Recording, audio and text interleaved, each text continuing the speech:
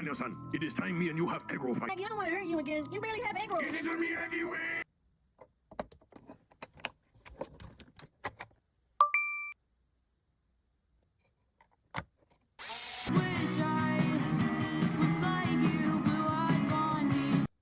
Bruh.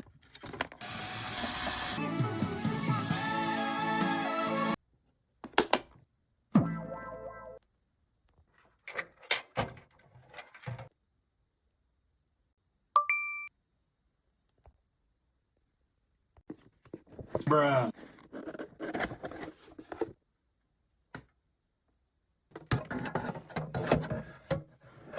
Your phone ringing. Right there. It's my fucking shoulder.